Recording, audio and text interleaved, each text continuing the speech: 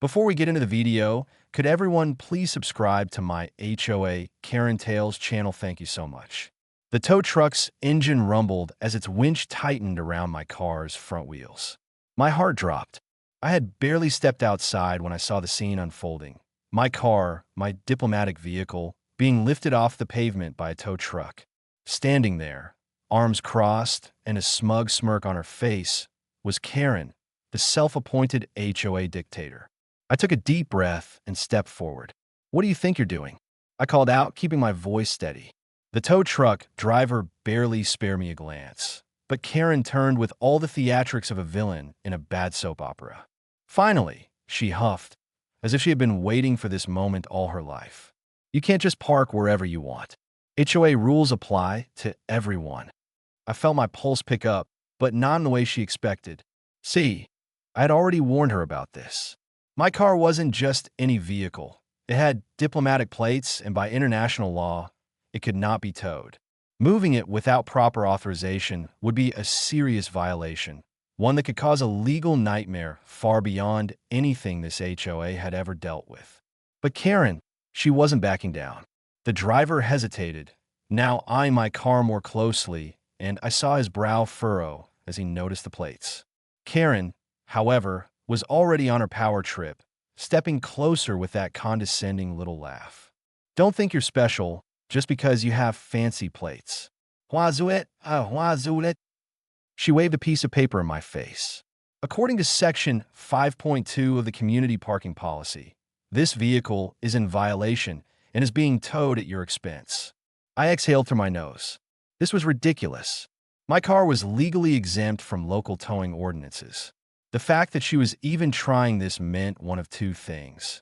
Either she truly didn't understand the law, or more likely, she thought she could override it. The tow truck driver, now clearly uneasy, looked between me and Karen. Ma'am," he muttered, shifting from foot to foot. "These plates, this is government property. We might want to." Karen didn't let him finish. "I don't care what the plates say. This is a private community, and our rules are final." At that moment, I realized she wasn't just ignorant. She was doubling down, and that meant this was about to get a whole lot worse for her. I pulled my phone from my pocket. "All right," I said, opening my contacts. "If you insist, I'll just let the embassy know that one of their vehicles is being illegally towed." The color drained from the tow truck driver's face. Karen, however, actually laughed. "Go ahead," she mocked. "Call whoever you want. I'm just following the rules, and there's nothing you can do about it." "Oh, Karen, if only you knew." As I pressed the call button, the sound of a car approaching made Karen glance over her shoulder. A black SUV pulled up, stopping abruptly as a suited figure stepped out. Karen scoffed. "Oh, what now? Is this supposed to scare me?" she sneered. The man shut the door and strode toward us, his posture straight and his expression unreadable. He was part of my embassy's staff. Security team, someone I had already called. The moment I saw my car being hooked up without acknowledging Karen, he walked right up to the tow truck driver and pulled out an ID badge. "Sir," he said in a level tone, "if you continue with this tow, you will be violating federal law. I suggest you unhook this vehicle immediately." The driver looked like he was about to have a heart attack. "Oh, yeah, of course," he stammered, hands moving to the controls. The winch stopped, the tension easing from my car's tires. But Karen wasn't done. "You can't do this," she shrieked, rounding on the security officer. "This is our neighborhood. We have rules, and no one, not even some government big shot, is above them." The officer barely glanced at her. "Ma'am, I suggest you take a step back." His voice was calm, but there was an underlying edge of authority, the kind that made it clear this was not a request. Karen bristled. I could practically see the battle happening in her head. She had spent years lording over this HOA, making residents bend to her will, and now for the first time, she was being challenged by something she couldn't control. Her lips thinned. "I'm calling the HOA board," she snapped. "We'll see who has the real power here." Oh, this was going to be fun. I leaned against my car, watching as she stormed off, phone clutched in her white-knuckled grip. The tow truck driver wiped his forehead and muttered a prayer under his breath. "I'm so sorry," he said. I didn't know about the plates." I really don't want to get in trouble. The security officer cut him off. Your company will be receiving a formal warning for failing to verify the legality of this tow. The driver looked like he wanted to crawl into a hole. And as for Karen, she was about to get a reality check she'd never forget. The moment Karen stormed off, phone clutched in a death grip, I knew she wasn't backing down. If anything, she was about to escalate things further because that's what power-hungry people do when they realize they're losing control. I took a breath, watching as the tow truck driver frantically unhooked my car, clearly wanting nothing to do with this mess anymore. He avoided eye contact, muttering apologies under his breath. The embassy security officer stood beside me, arms crossed, his face unreadable. I could tell he wasn't worried. He had probably dealt with bigger egos than this before. Then, like clockwork, Karen came marching back, smug as ever, followed by an older man in business casual, someone I immediately recognized as Mr. Langley, the HOA president. He had a concerned look on his face, probably realizing that he was now involved in something way above the HOA's pay grade. Karen pointed at me dramatically. "There, that's the person who's been ignoring our rules and causing trouble," she announced, as if she had uncovered a criminal conspiracy. I told them repeatedly that their car is in violation, and now they're trying to use some government nonsense to get away with it. Mr. Langley sighed, rubbing his temples like a man who he desperately wished he had called in sick today. "All right, let's calm down," he said, raising his hands. "Can someone explain to me what exactly is going on?" Karen turned to him, already launching into a tirade. This person, who I might add hasn't even been cooperative with the HOA before, keeps parking their car in violation of the neighborhood's rules. I called for it to be towed like any good HOA board member would, and now suddenly it's a national emergency. She threw up her hands. "We're just trying to enforce the rules, Langley. This isn't complicated." I folded my arms, deciding to let her dig her own grave a little deeper before I spoke. The security officer, however, was done with the nonsense. He pulled out his ID again and held it up for Langley to see. "Sir," he said in a measured tone, "this vehicle is registered to the embassy. It carries diplomatic immunity, which means that under international law, it cannot be towed, impounded, or seized in any way. What your board member attempted to do here is not just a violation of that law, but could potentially create legal consequences for your entire HOA." Langley's face visibly paled. His hands twitched at his sides, his lips parting as if he wanted to argue, but had suddenly forgotten how words worked. Karen, however, doubled down. "Oh, please," she scoffed, waving a dismissive hand. "HOA rules apply to everyone. This is a private community, and we have a right to enforce our regulations. This whole diplomatic excuse is just that, an excuse." Langley turned her sharply. "Karen, do you understand what diplomatic immunity means?" he asked, his voice tense. "This isn't about community rules anymore. This is about federal and international law." Karen huffed. "So what? We're supposed to just let them do whatever they want. That's not fair. Everyone else follows the rules." I finally decided to speak. "Karen, let's say you somehow got my car towed anyway. Do you know what would have happened next?" I gestured toward the security officer. "This gentleman here would have filed a report with the State Department. The State Department would have contacted the embassy, and then do you know what happens after that?" Karen didn't answer, but her arms were still crossed in defiance. I smiled. "Your HOA would be slapped with legal repercussions that would make your head spin. You'd be dealing with lawsuits, investigations, and fines. Not to mention, you personally could be charged with interfering with a foreign government's property." I tilted my head. "Still think the HOA rules apply to everyone." Langley let out a deep, exhausted sigh, his hand rubbing the bridge of his nose. "Karen," he said, his tone now firm, "you overstepped badly. You should have looked into the legalities before trying to have the car towed." Karen's face twisted into a scowl. "So what? We just let it slide just because they have special plates? That's ridiculous." Langley turned to me. "Listen, I don't want any trouble with the embassy. I'm willing to drop this and move on. We'll make sure the HOA doesn't." I could tell he was trying to do damage control, but Karen was still seething. She suddenly turned to the tow truck driver, who had been standing awkwardly nearby, trying to blend into the pavement. "Why aren't you towing it?" she snapped. "I gave you an order." The driver actually took a step back, shaking his head. "Ma'am, I can't. I legally can't." He looked at the security officer for help, clearly realizing that Karen wasn't going to take no for an answer. The security officer stepped forward, his voice now carrying a sharp authority. "Ma'am, if you continue attempting to have this vehicle towed despite being informed of the legal ramifications, we will be forced to escalate this matter with law enforcement." For the first time since this all started, I saw a flicker of doubt cross Karen's face. She wasn't used to being challenged, but her pride wouldn't let her admit defeat. "This is ABD," she muttered, her voice quieter now, but still dripping with venom. "This is how rules get broken when some people get special treatment. It ruins it for everyone else." Langley exhaled through his nose. "Karen, drop it." His voice was now borderline threatening. "I mean it." The tow truck driver, finally seeing an exit strategy, climbed back into his truck and started the engine. He gave me an apologetic look before putting the truck into reverse, the hydraulic arm lowering back into its resting position. Karen stood there, fuming, defeated, but refusing to back down.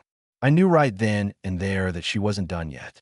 She might have lost this round, but people like Karen never quit that easily, and something told me that her next move was going to be even worse. The tow truck driver gripped the steering wheel, his knuckles turning white as he tried to figure out his next move.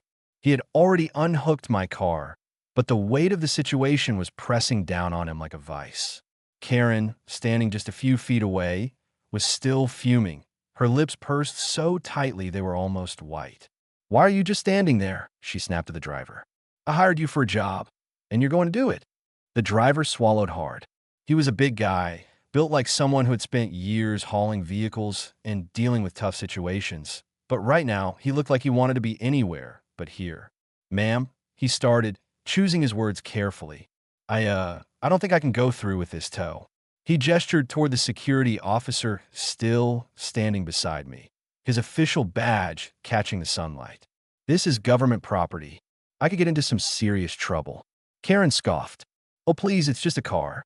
We tow cars all the time. If we start making exceptions, what's the point of having rules?" She jabbed a finger at the tow truck. "You have a contract with the HOA. That means you answer to us, not some random guy in a suit." The driver rubbed his face, letting out a long breath. "Listen, lady," he muttered, now clearly annoyed. "This isn't just an HOA thing. If I take this car, I could lose my job. I could get sued. Hell, I could even get arrested if the government decides to make an issue out of it." Karen crossed her arms. "That's ridiculous. I'll make sure the HOA backs you up." The security officer finally stepped forward, his voice calm but firm. "Sir," he said, addressing the driver directly, "if you continue with this tow, the embassy will immediately escalate this matter to federal authorities. Do you understand what that means?" The driver nodded quickly. Yeah, I get it." He shot Karen an apologetic glance. "Look, I can't do it. I just can't." Karen's expression twisted into something ugly. "This is unbelievable. You're seriously backing out after everything we discussed? You will never work with this HOA again." The driver looked relieved more than anything. "You know what?" he muttered. "That's just fine." I watched as Karen's rage boiled over. She was spiraling, but she wasn't giving up yet. I could see the gears in her head turning, trying to find a way to regain control. "Fine," she spat. "If you won't tow it, then I'll get the police involved." She pulled out her phone, scrolling furiously. "I'm calling the county office. We'll see how much your diplomatic nonsense holds up when actual law enforcement gets involved." The security officer chuckled under his breath. "By all means," he said, gesturing toward her phone. "Go ahead. I'd love to see how they react when they find out you're trying to tow a federally protected vehicle." Karen hesitated, her finger hovering over the dial button. For the first time, I saw a flicker of doubt. I took a step closer, deciding to twist the knife just a little. "Let me save you the trouble, Karen. If you call the police, the first thing they'll do is ask why a civilian HOA board member is trying to override federal law. And when they find out, they won't be coming here to arrest me. They'll be coming for you." Karen's jaw clenched so hard, I thought her teeth might crack. Langley, the HOA president, finally decided he'd had enough. He turned to Karen, his voice now low and dangerous. "Karen, stop!" Karen whipped around. "Excuse me." Langley stepped closer, his face tight with frustration. "I mean it. You are this close to turning a simple HOA issue into a federal nightmare. I am not letting you take us down with you." Karen gawked at him. "You're taking a side?" Langley sighed heavily. "Karen, there is no side here. There is the law, and then there's you being stubborn." He turned to me, then to the security officer. "Can we consider this matter resolved before it gets any worse?" The security officer gave a slight nod. "As long as there are no further attempts to interfere with this vehicle, the embassy is willing to let this slide." Karen's face turned a shade of red I didn't know was possible. She looked like she wanted to scream, but she also knew she was cornered. I smiled. "That sounds reasonable to me." The tow truck driver, now seeing his official exit, wasted no time climbing back into his truck. With a loud hiss of hydraulics, he put it in reverse and started. Rolling out of the neighborhood, clearly done with this mess, Karen, however, wasn't finished.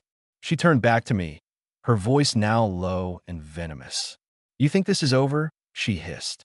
"You think you can just waltz around this neighborhood acting like you're above the rules?" I kept my expression neutral.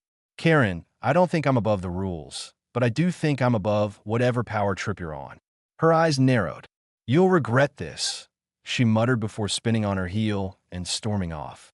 Langley just stood there watching her go, rubbing his face like a man who had made a series of terrible life choices. "Well," he muttered, looking at me with an exhausted expression, "that was a disaster." I chuckled. "Yeah, for her." Langley sighed. "Listen, I'll talk to the rest of the HOA board. We'll make sure there's no more nonsense over your car." He hesitated, then added, "But keep an eye on Karen. She doesn't take losing very well." I already knew that. People like Karen don't stop, which meant this wasn't over yet. Karen stormed off, her heels clicking aggressively against the pavement as she disappeared toward her house. The tension in the air hadn't settled yet, but something had undeniably shifted. The power she had been so sure she wielded was slipping through her fingers, and she knew it. Langley, the HOA president, let out a heavy sigh, rubbing his temples as if he had aged 10 years in the last 10 minutes. "Well," he muttered, turning toward me, "I sincerely hope this is the last time we have to deal with something like this." The embassy security officer crossed his arms. "That depends," he said coolly. "As long as there are no further attempts to interfere with this vehicle, we can consider this incident closed." His words were professional, but the message was clear. This was a warning. Langley nodded quickly, understanding. Then he turned to me, looking more exasperated than angry. "Listen, I know Karen oversteps sometimes, but she's been on the board for years." I held up a hand. "Langley, don't try to justify this," I said, my tone calm but firm. "She knowingly ignored federal law, tried to have my car towed illegally, and when that failed, she doubled down. This isn't an overstep, it's a liability." Langley winced. He knew I was right. Before he could respond, we heard the sound of a door slamming open. Karen was back, and she wasn't alone. Following close behind her was a furious-looking woman in a pantsuit, clutching a leather folder like it was a weapon. I recognized her immediately. Cynthia Morales, the HOA's legal counsel. Karen was practically vibrating with rage as she pointed a finger at me. "I told you," she screeched. "I told you I was going to handle this the right way." Cynthia approached quickly, shooting Karen a look of barely concealed annoyance. It was clear she wasn't happy about being dragged into this. "Mr. Langley," she said, her voice smooth but firm, "would you mind explaining what exactly is going on here?" Langley looked like he wanted to disappear. There was a, misunderstanding regarding a tow order." Cynthia cut him off with a sharp sigh. "Karen called me in the middle of a meeting, ranting about rogue diplomats and special treatment. I left my office for this, so someone better start making sense." Karen seized her chance. "This resident has been ignoring our rules for months." She snarled, her face red with fury. "We tried to tow their vehicle, but then they started throwing around government nonsense to get out of it." Cynthia turned to me, her expression unreadable. Your vehicle has diplomatic plates? I nodded. Yes. She glanced at the security officer. And you're confirming that this vehicle falls under diplomatic immunity? The officer nodded once. It does. Cynthia exhaled slowly, closing her eyes for a brief second, like she was already regretting her life choices. Karen, she said, her tone dangerously measured. Did you know about the diplomatic plates before you called for the tow? Karen faltered for half a second, but she wasn't going down without a fight. Sure, I noticed them, but that doesn't mean they should get to ignore our policies. Cynthia's expression darkened. Karen, she said again, this time with zero patience. Please tell me you did not order the removal of a legally protected vehicle. Karen huffed. It's just a car. HOA rules should come first. Cynthia let out a sharp breath. Oh my God. Langley buried his face in his hands. The security officer remained stone-faced, but I could tell he was enjoying every second of this. Cynthia turned back to me, ignoring Karen completely now. Sir, on behalf of the HOA, I sincerely apologize for this massive overstep. Karen whipped around. Excuse me? Cynthia continued, not even acknowledging Karen's outburst. This will not happen again. If you experience any further issues with this HOA, please contact me directly. She pulled out a business card and handed it to me. Karen was shaking with rage. You can't just apologize to him. What about the rules? What about? Cynthia slowly turned toward Karen. Karen, she said, her tone ice cold. Do you have any idea what you've done? Karen blinked. Cynthia didn't give her a chance. You put this HOA at severe legal risk. If this had escalated further, we could be facing serious repercussions. Karen's mouth opened and closed like a fish gasping for air. Cynthia turned to Langley. We need an emergency board meeting tonight. Langley looked at her, then at Karen, then at me. Yeah, he muttered. Yeah, we do. Karen froze. Wait, hold on. Why do we need a meeting? Cynthia tucked her folder under her arm. Because your actions today could have cost the HOA thousands of dollars in legal fees alone. Because you acting on your own authority nearly created a federal incident. And because we need to discuss whether or not you should remain on this board at all. Karen's face drained of color. You can't be serious. Langley sighed. Karen, this is a disaster. We can't just pretend this didn't happen. Karen's hands balled into fists. I have dedicated years to making sure this community is run properly, and now you're turning against me. Cynthia stared her down. Karen, you did this to yourself. For the first time since this had all started, Karen looked afraid. She knew that her worst nightmare was coming true. She was losing control. Langley turned to me. I promise you this will be handled. I nodded, satisfied. That's all I asked. Karen didn't say another word as Cynthia practically dragged her away, but I could see it in her eyes. She wasn't done yet, not by a long shot. That night, the emergency H board meeting took place, and for the first time in years, Karen was not in control. She sat at the long conference table in the community center, her face twisted into a permanent scowl as the rest of the board members whispered among themselves. The tension in the air was suffocating. Even Langley, who had always been careful not to make waves, looked like he was one bad decision away from snapping. Cynthia Morales, the highway legal counsel, stood at the front of the room, flipping through a neatly organized folder. Let's get to the heart of the matter, she began, her voice sharp and direct. Karen, your attempted illegal tow today has put this highway at risk for serious legal repercussions. Karen scoffed loudly, arms crossed. Oh, give me a break. This is being blown way out of proportion. Cynthia's lips pressed into a thin line. Let me be very clear, she said slowly.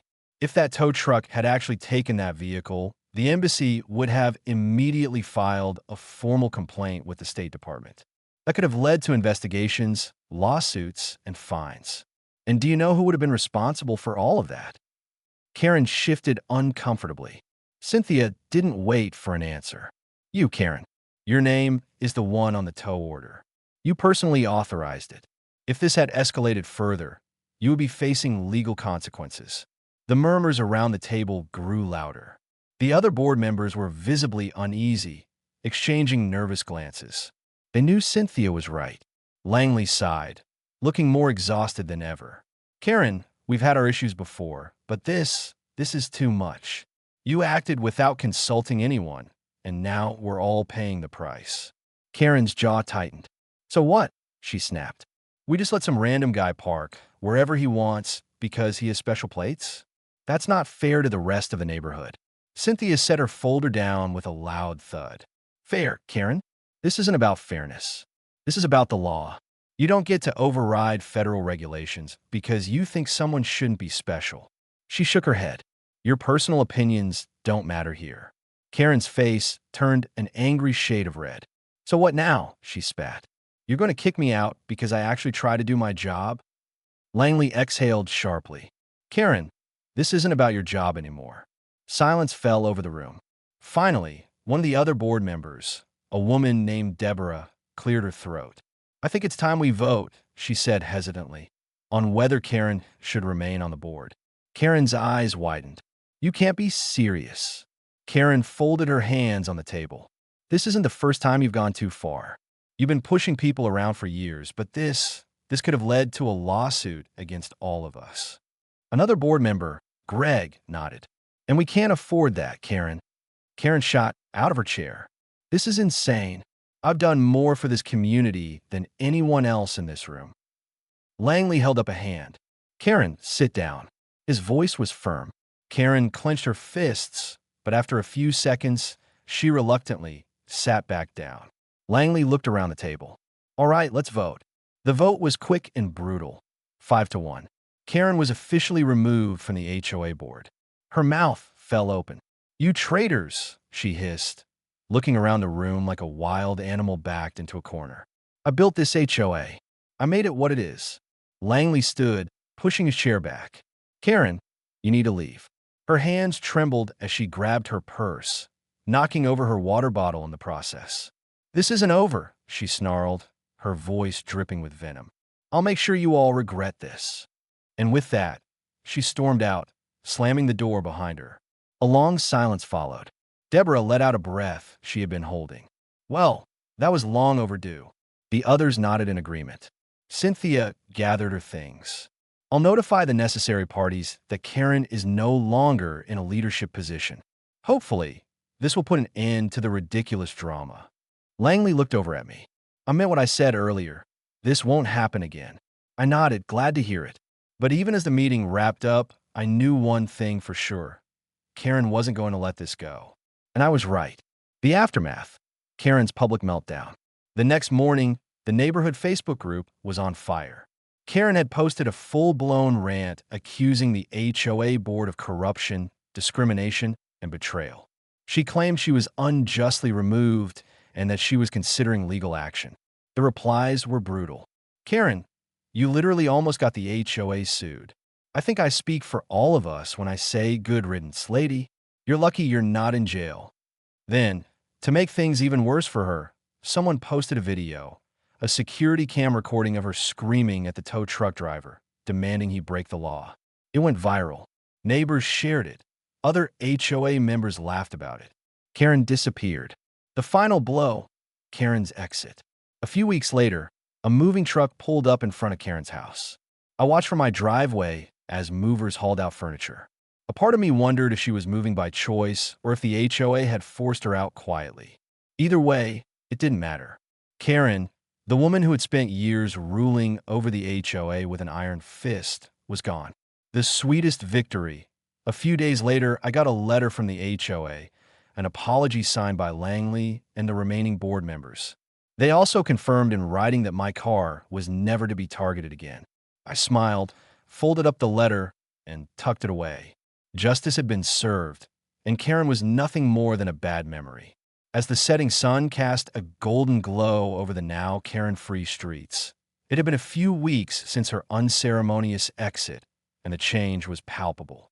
The HOA meetings, once hostage negotiations led by Karen, were suddenly productive and calm.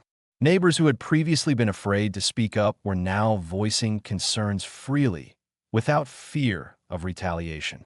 The tyrant was gone, and the community was thriving.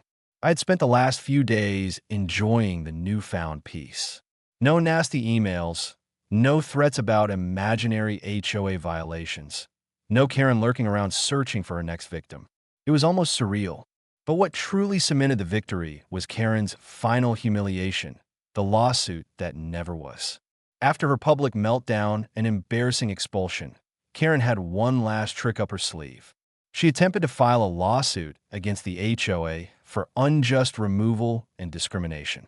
It was, to put it bluntly, laughable. For starters, the board had voted her out legally. They had documented proof of her misconduct, not to mention video evidence of her trying to illegally tow a diplomatic vehicle. Her case never even made it to court. The HOA's attorney shut it down so fast that Karen ended up with legal fees she couldn't afford. Word spread fast. The woman who had spent years bullying her way through the HOA was now powerless, broke, and completely humiliated. To mark the occasion, a few neighbors threw a block party. It wasn't officially about Karen, of course. That would be petty, but the timing was suspiciously perfect. There were grilled burgers, cold drinks, and a collective sense of relief that things were finally normal again. Langley, now a much more tolerable HOA president, approached me with a drink in hand. "Well," he said, shaking his head, "I can't say I expected things to go down like that." I smirked. "Really?" Because the moment she doubled down on that tow truck, I knew she was going to crash and burn. Langley chuckled. "Fair point." He took a sip, glancing around at the Karen-free neighborhood. "I have to admit, we should have done this a long time ago." I raised my drink. Better late than never. We clinked our glasses, a silent agreement that the HOA was officially free from tyranny. What happened to Karen? She disappeared. No one knew where she went, and honestly, no one cared. Her house had sold fast, probably because she had priced it low in a hurry to leave. There were rumors, of course. Some said she moved to another HOA community. God help them. Others claimed she had gone to live with a relative out of state. One particularly hilarious theory suggested she was now working at a DMV office, inflicting new bureaucratic misery upon the world. Wherever she ended up, one thing was certain. Karen was never coming back. The sweetest revenge? Doing absolutely nothing. There's a saying that goes, "Living well is the best revenge," and I found that to be 100% true. Every morning I walked outside, looked at my perfectly parked car, and sipped my coffee in absolute peace. No passive-aggressive notes, no threats of fines, no power-tripping highway tyrants, just quiet and occasionally the sound of birds chirping. Pure bliss. Final thoughts and a call to action. At the end of the day, Karen was a classic highway tyrant. She believed rules only applied when she was the one enforcing them, and she never expected to face real consequences. But she did, and honestly, it was glorious. Now I have a question for you. Have you ever had to deal with an HOA Karen? Drop your worst HOA horror stories in the comments. Let's compare notes on who had it worse. Oh, and if you enjoyed the story, don't forget to like the video so more people can see it. Subscribe for more wild HOA drama, and hit the bell icon so you never miss a new story. Until next time, stay drama-free, or at least make sure you're on the winning side.